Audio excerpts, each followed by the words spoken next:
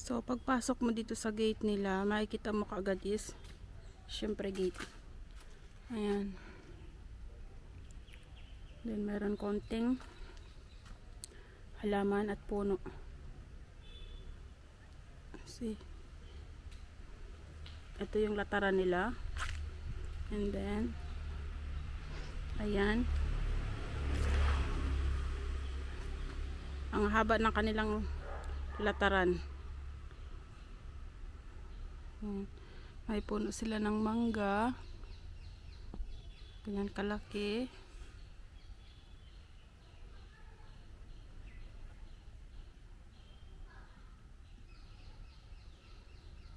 So ayan, zoom ko lang ah. Ayan yung bahay namin dito sa India. Bahay ko kasi nga asawa ko na yung may-ari niyan. Ayan yung kanilang garage. Sakto lang dyan ang isang sasakyan.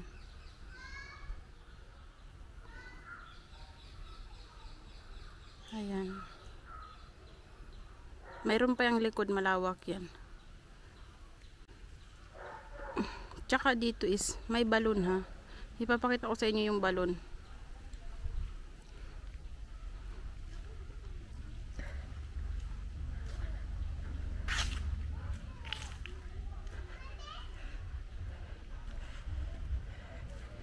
Ayan yung balon.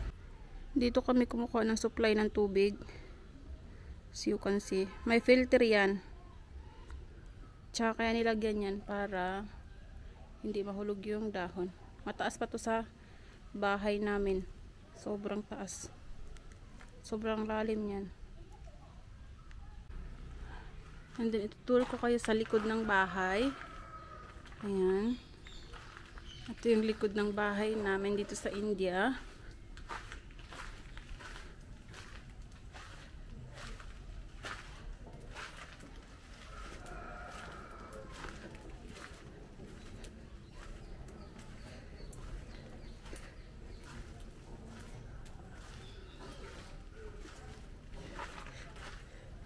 Ayan. May mga puno-puno.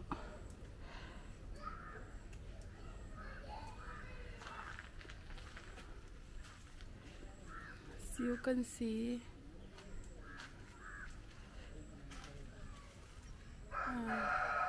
atis. Diba? May saging din.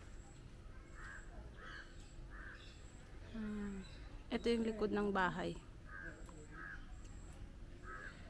Mga naka-stack lang yan dito. Yung mga hindi na nagagamit.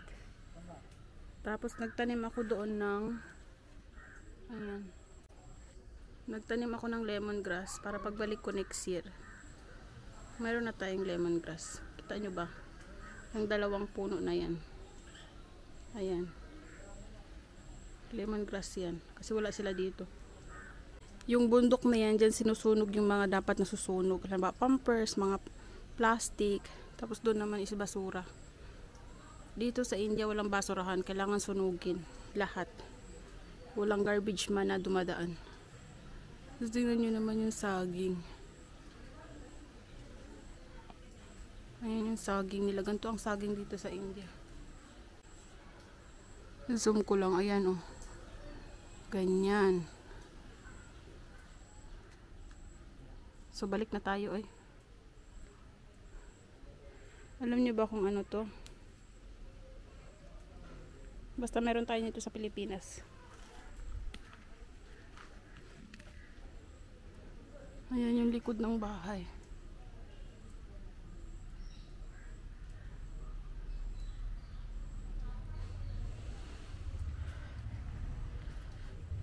So balik na tayo eh. Pakita ko lang sa iyo ang biyanan ko is napakaraming halaman. Ayan. Sari-saring halaman yan. Pakita ko lang sa inyo na napakaraming halaman ng aking biyanan.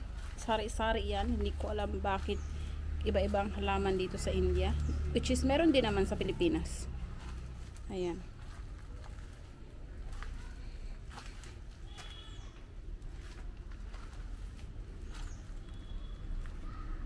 Diba, napakamahal niyan sa Abu Dhabi.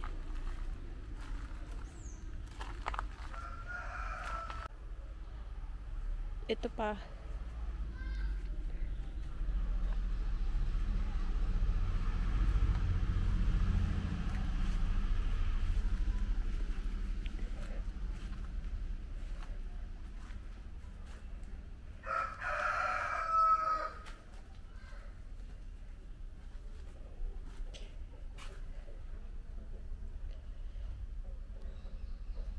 Connecting yan papunta sa kusina.